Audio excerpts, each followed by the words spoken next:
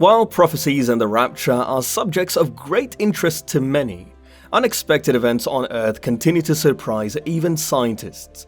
For example, Europe's rivers have recently undergone an unexpected transformation, leaving experts shocked and puzzled. Is this a sign of Rapture? Let's find out. Here we begin. From the Loire to the Danube, Europe's major rivers are drying up alarmingly. The severe drought caused by climate change is jeopardizing the region's wildlife and trade, transport and energy sectors. It's distressing to witness once mighty waterways like the Loire, Po, and Rhine reduced to a trickle in places. But the real concern lies in how much we depend on these rivers daily. The situation is dire for the Rhine, whose evaporation is causing water levels to fall below 40 centimeters at the checkpoint of Kaub near Frankfurt. This means that larger ships carrying oil, coal, and gas supplies will no longer be able to pass through. Germany, which relies heavily on these deliveries due to gas flow restrictions from Russia, could face an energy crisis if the drought persists. France, the largest user of nuclear energy in the EU, is also grappling with the effects of the drought on its rivers. The Rhone and Garonne rivers have become too hot to be used to cool down power plants, forcing electricity utility company EDF to reduce output at some of its facilities. The situation is equally alarming in Nantes, where the Loire is almost completely dried near its mouth. Hunger stones appeared.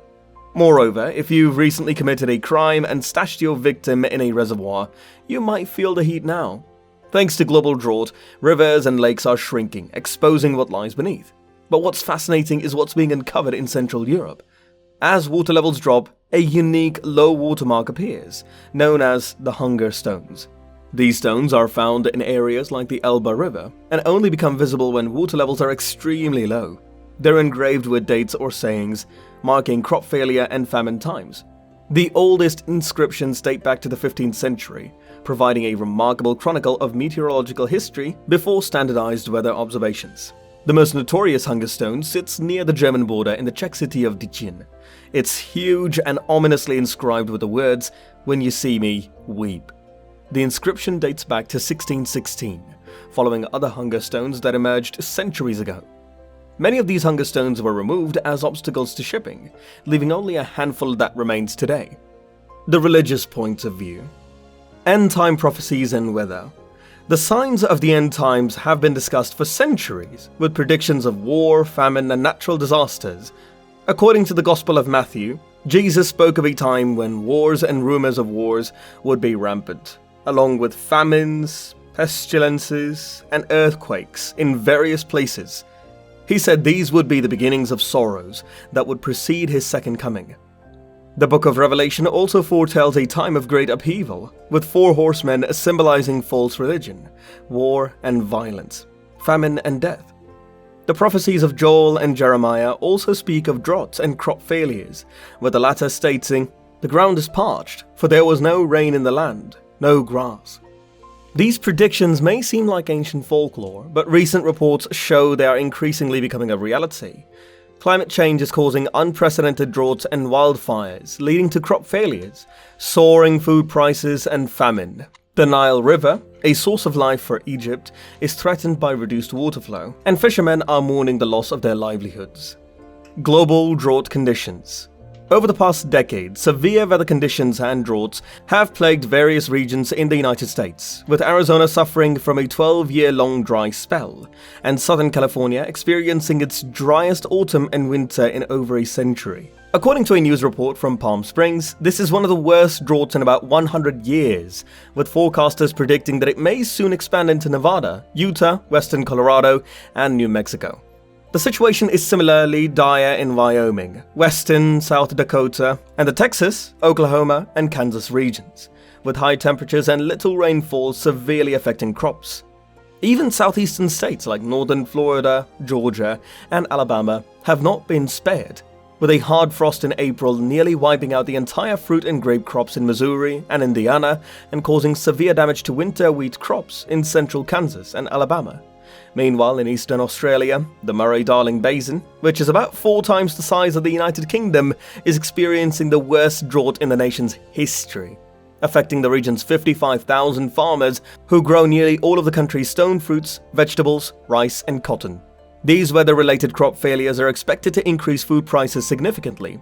In Australia, for example, the drought reduced the winter wheat crop in 2006 by almost 60%, which could mean lower revenues from exports and less grain for Australia's primary markets in Asia and the Middle East. Similarly, more than 5.5 million people in southwestern China are short of drinking water due to acute drought, affecting 6 million livestock and 500,000 hectares of land. The situation is even worse than northwest China, where hundreds of thousands urgently need water supplies due to a lack of rain.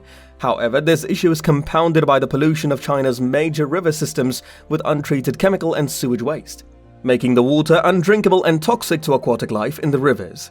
The drought situation in major parts of Africa is equally severe, with South Africa being forced to import maize due to the worst drought in 40 years. According to the Mail and Guardian, as a result, maize prices are rising, and farmers are forced to slaughter much of their livestock. Some farmers believe the bad weather is the worst they have ever experienced. The situation is expected to worsen with climate change, leading to a long dry spell in the summer rainfall regions of South Africa.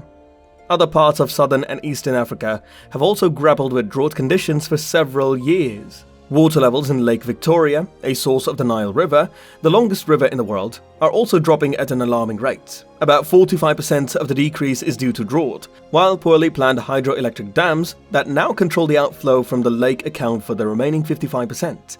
The growing demand for electricity and irrigation in the 10 countries that comprise the Nile Basin, which covers 10% of the African continent and is home to millions of people, could lead to conflicts and water wars over access to this dwindling resource.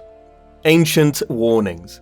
In the Bible, God warned Israel that disobedience to his laws would have severe consequences, not just for them but for the entire world.